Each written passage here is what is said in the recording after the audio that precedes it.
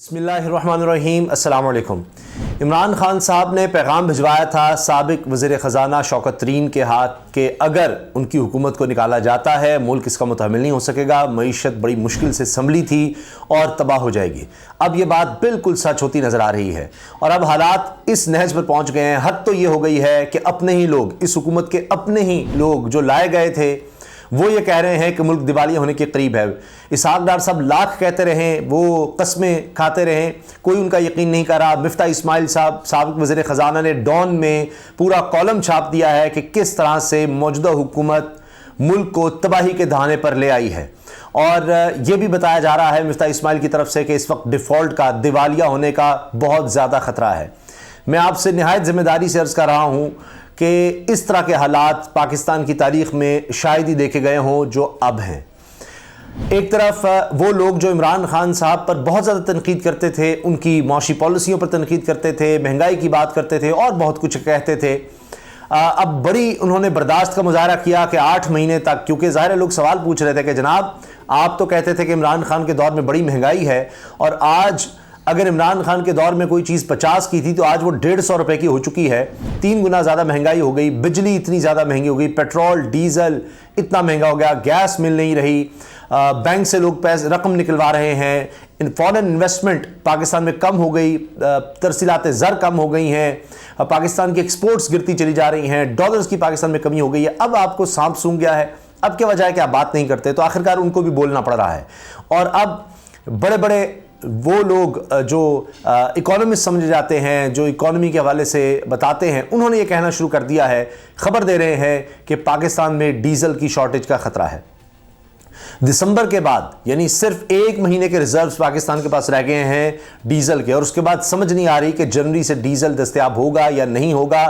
चूंकि state bank को कहा गया कि $400 मिलियन यानी 40 करोड़ डॉलर की गारंटी चाहिए, एक फंड चाहिए कि जिसके थ्रू हम अगर पेमेंट का कोई मसला है तो कर सके, क्योंकि अब बैरूनी कंपनियां पाकिस्तान पर एतबार करने को बिल्कुल तैयार नहीं है। इसहाक डार की मईशत पर, पीडीएम की मईशत और उनकी पॉलिसीज़ पर, इस हुकूमत पर एतबार करना छोड़ दिया है उन्होंने, और इसी वजह से फॉरेन इन्वेस्टमेंट जा रही है, कंपनियां बंद हो रही हैं और पाकिस्तान से गारंटीज़ मांगी जा रही हैं कि आपको अगर हम तेल बेचें तो क्या गारंटी है कि आप हमें रकम देंगे, और उसके लिए इस तरह की गारंटीज़ मांगी जा रही हैं जो कि स्टेट बैंक ने, जी हाँ, पाकिस्तान के स्टेट बैंक ने देने से इनकार कर दिया है कि हम नहीं दे सकते।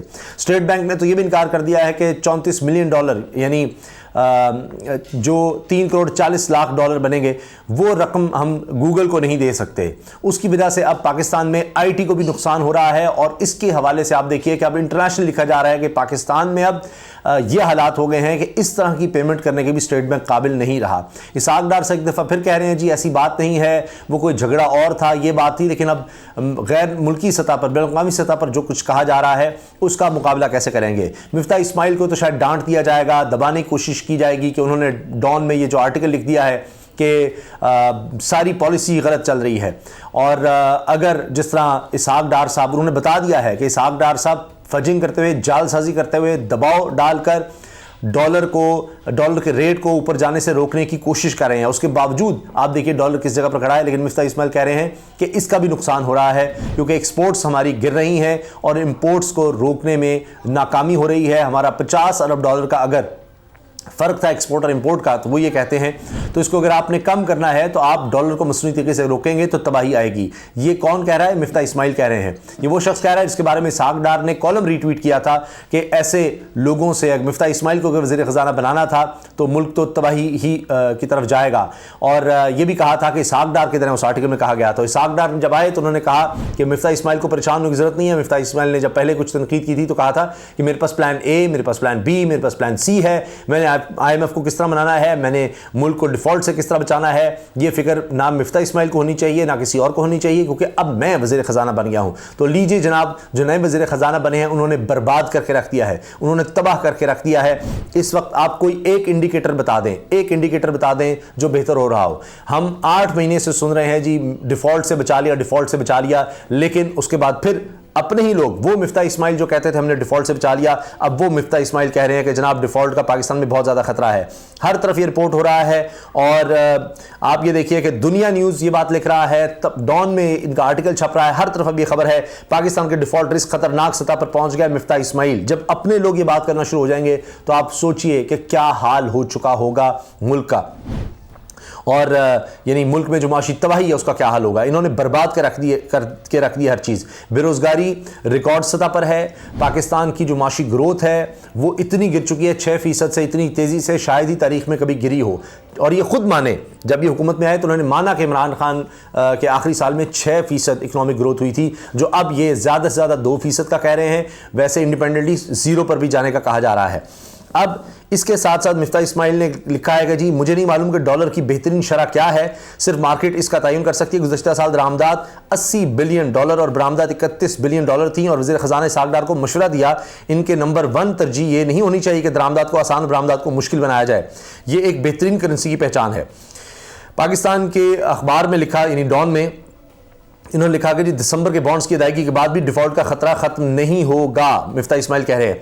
और पीटीआई की जानिब से आलमी मालियाती इदारे IMF के माहदे पर अमल ना करने से डिफॉल्ट का रिस्क बढ़ा। हमारे पास गलती की कोई गुंजाइश नहीं, जबकि मार्केटों और कर्ज दहिंदगान को यकीन दिलाने के लिए ठोस इक़दाम की फौरी ज़रूरत है। कौमी मफाद को सियासी मफाद पर तरजीह देनी चाहिए। ये मिफ्ता इस्माइल कह रहा है। वो देख रहा है कि डूब रहा है मुल्क और पता नहीं क्या बनेगा, इनकी फैक्ट्रियों का क्या बनेगा, क्योंकि इनके लीडर्स ने तो भाग कर निकल जाना है। और इनकी दौलत, तो इनके लीडर्स की दौलत सारी बाहर पड़ी है, इसहाक़ डार को कोई फ़र्क नहीं पड़ता। अच्छा जी, फिर कहा है मिफ्ता इस्माइल ने हुकूमत ने दुरुस्त कदम ना उठाए तो इन्हें पीटीआई पर तनकीद करने का कोई हक नहीं। यानी अब वो पीटीआई में बोल रहे हैं मिफ्ता इस्माइल कि कोई हक नहीं है जिस तरह से पीडीएम हुकूमत चला रही है, मईशत चला रही है, कि इमरान खान पर या पीटीआई पर तनकीद की जाए, क्योंकि इसका मतलब है मिफ्ता इस्माइल मान रहे हैं कि वो तो बहुत बेहतर दौर था और ये जिस तरह से मुल्क चला रहे हैं ये तो तबाही है। फिर खुद पिछले दौर की बात करते हैं कि 2013 से 2018 नून लीग के दौर के दौरान बरामदात में 38% कमी हुई। आज ये मान रहे हैं 38% कमी। इसहाक़ डार, क्योंकि ये तो बाद में आए थे, तो 38% बरामदात हमारी कमाई 2013 से 2018 के दरमियान नून लीग लाख कहती रहे, उनका अपना बंदा बता रहा है कि 38% बरामदात में कमी हुई। फैक्ट्स आप इसहाक़ डार एक हद तक फज कर सकते हैं, दोनों भैया कर सकते हैं, उससे ज़्यादा नहीं। तो 38% 2013-18 जो कहते हैं बड़ा सुनहरी दौर था, वहाँ पर पाकिस्तान की बरामदात में कमी हुई थी, कमाई में 38% कमी हुई थी। दूसरा बड़ा करंट अकाउंट खसारा हुआ था, ये भी बता रहे हैं वो कि उस दौर में भी खसारा हुआ। पीटीआई के IMF माहदे पर अमल न करने से मईशत को मुश्किलात पेश आई, तहम हमने IMF से दोबारा माहिदा किया, जिसके बाद मुश्किल फैसले करना पड़े।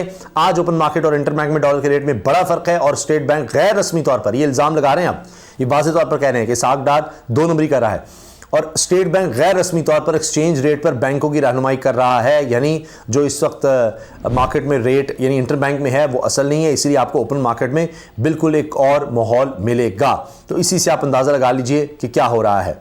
अच्छा, फिर ये कहा जा रहा है शरह सूद में इजाफे के बाद हुकूमत को कर्जे की भारी कीमत देनी पड़ेगी, ये डॉन लिख रहा है। मैं चंद खबरें आपसे शेयर कर रहा हूँ सिर्फ इस वक्त जो हालात हैं।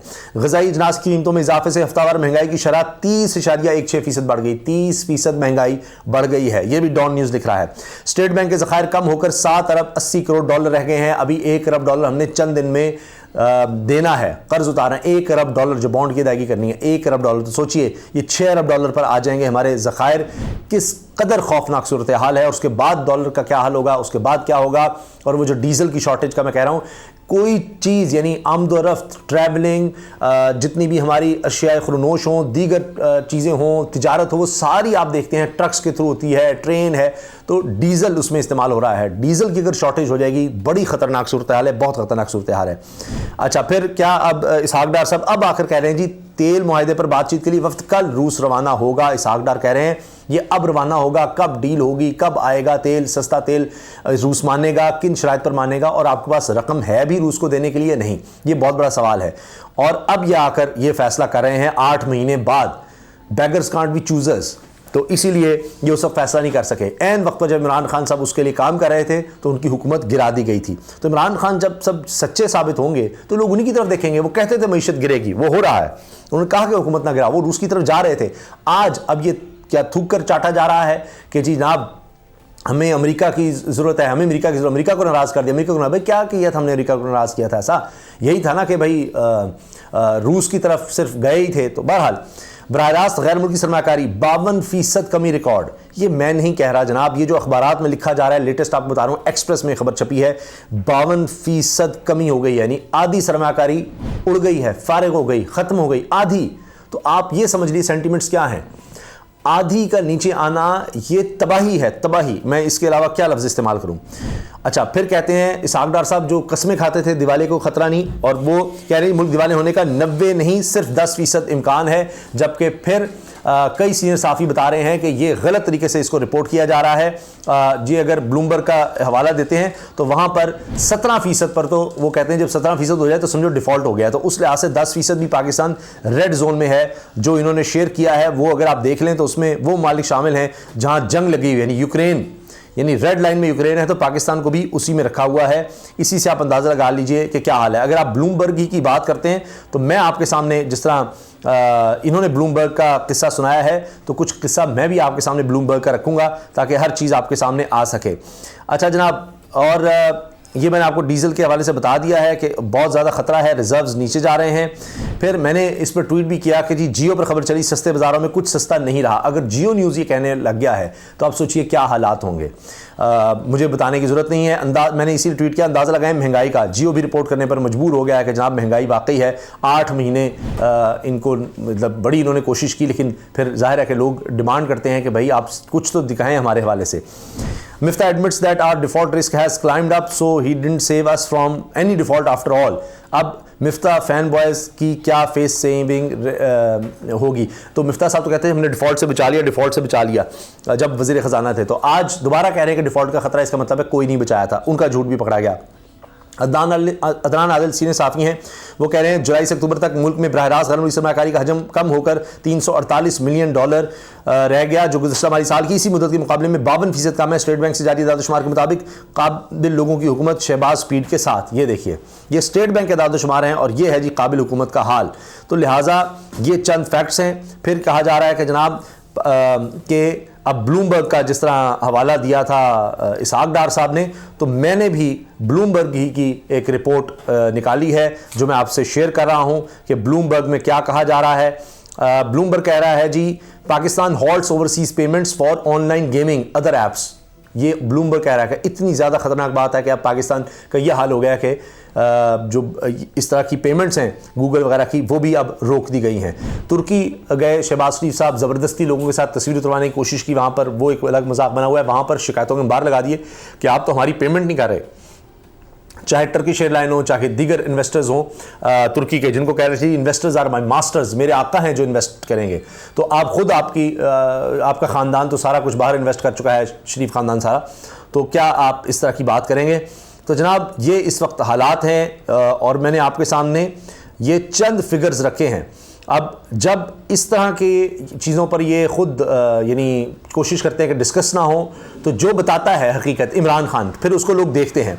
अब आप देखिए कि ये अशर बाजवा ने स्टैट्स शेयर किए हैं कि यूट्यूब पर रिकॉर्ड व्यूज़ मिले हैं इमरान खान साहब के रावलपिंडी जलसे को। 26 चैनल पर 10.3 मिलियन यानी 1 करोड़ 3 लाख से ज़्यादा व्यूज़ आए हैं। पीटीआई ऑफिशियल के अपने प्लेटफॉर्म पर 11 मिलियन यानी 1 करोड़ 10 लाख से ज़्यादा व्यूज़ आए हैं। और शहबाज शरीफ की प्रेस कॉन्फ्रेंस को 19 यूट्यूब चैनल्स पर प्रेस कॉन्फ्रेंस दिखाई तो 57,000 व्यूज़। 57,000 कहाँ है। और आप सोचिए 1 करोड़ 10 लाख तो सिर्फ पीटीआई के ऑफिशियल प्लेटफॉर्म्स पर देखे गए हैं, और बाकी सारे चैनल्स का आप डाटा 19 का उठाएं, शहबाज शरीफ को 57,000, कोई मुकाबला है, लाख भी पूरा नहीं। और वहाँ 1 करोड़ 10 लाख से ज़्यादा सिर्फ पीटीआई के जो ऑफिशियल अपने प्लेटफॉर्म्स हैं वहाँ पर, और इसके अलावा दीगर चैनल्स पर 1 करोड़ 3 लाख से ज़्यादा। मतलब ये तो मिलाकर समझे 2.25 करोड़ तो ये हो गया। 19 यूट्यूब चैनल्स पर शहबाज शरीफ को 57,000, 2.25 करोड़ इमरान खान और 57,000 शहबाज शरीफ। इसी से अंदाज़ा लगा लीजिए जब आप लोगों को धोखा देने की कोशिश करेंगे तो फिर ये होगा। तो अब जब खुद ही मिफ्ता इस्माइल साहब हकीकतें दिखाने लग गए हैं तो फिर ये होगा। अब मेहताब हैदर साहब ये भी सीनियर साफ़ी हैं, इमरान खान साहब पर भी तनकीद किया करते थे, वो भी अब ये कह रहे हैं कि फैक्ट्स आप जुटला नहीं सकते और मेरी खबर सही रही। स्टेट बैंक के हवाले से इसहाक डार पर तनकीद करते हैं वो कह रहे हैं कि जनाब मैंने कहा था कि आईटी की पेमेंट्स देने के लिए स्टेट बैंक पास नहीं है, और वो सच साबित हुई है। मज़हर अब्बास साहब फिर तनकीद कर रहे हैं। हाल ही में इनकी वीडियो बड़ी वायरल हुई थी जिसमें इन्होंने कहा कि मैं नवाज शरीफ को लीडर नहीं मानता, और इसलिए कि वो हमेशा भाग जाता है, डीलें करता है डिक्टेटर से, और इक़्तिदार के लिए उसने हमेशा डीलें की हैं। कभी मुश्किल वक्त देखने के लिए वो खड़ा नहीं होता, कोई नज़रियाती नहीं है, कोई इनकलाबी नहीं है, वो भागता है। जो दौड़ता है, भागता है, दौड़ जाता है, बुज़दिल होता है, उसको वो मज़हर अब्बास साहब कहते हैं मैं लीडर मानने को तैयार नहीं हूँ। फिर जनाब मुज़म्मिल इस्लाम साहब ने ये चीज़ शेयर किया है, साबिक़ तर्जुमान वज़ारत ख़ज़ाना ने, कि ये कोई और नहीं, स्टेट बैंक की मौजूदा हुकूमत के ख़िलाफ़ चार्जशीट है। स्टेट बैंक जो चीज़ें शेयर कर रहा है महंगाई के हवाले से, स्टेट बैंक पाकिस्तान का रियासती इदारा है, वो बता रहा है कि कहाँ से कहाँ मौजूदा दौर में महंगाई चली गई है। कोई कंपैरिजन ही नहीं आप कर सकते इमरान खान के दौर का इससे। और इमरान खान पर बड़ी तनकीद की जाती है कि जनाब वो घड़ी का मामला अब हो ये रहा है कि ख़ुद इन चीज़ों को दबाया जा रहा है, और जबकि असल में अब आहिस्ता आहिस्ता चीज़ें सामने आ रही हैं कि आसिफ जरदारी साहब ने बतौर सदर 2 BMW और 2 टोयोटा जीप्स तोशाखाना से हासिल की, और इनके एवज़ इन गाड़ियों की असल कीमत की बजाय सिर्फ बहुत मामूली रकम यानी मजमूई तौर पर 93 लाख रुपए जमा करवाए। हमारा बाउसूल मीडिया इस पर कोई प्रोग्राम कब करेगा? ये दान आली साहब सीनियर साफ़ी हैं, वो ये बात कर रहे हैं। तो अभी तो आगाज़ है स्कैंडल, आप देखिएगा अभी हुकूमत में है, तो जैसे जैसे आगे मामला बढ़ेंगे इनके कितने स्कैंडल सामने आते हैं आप देखिएगा। इजाज़त दीजिए, अल्लाह हाफ़िज़।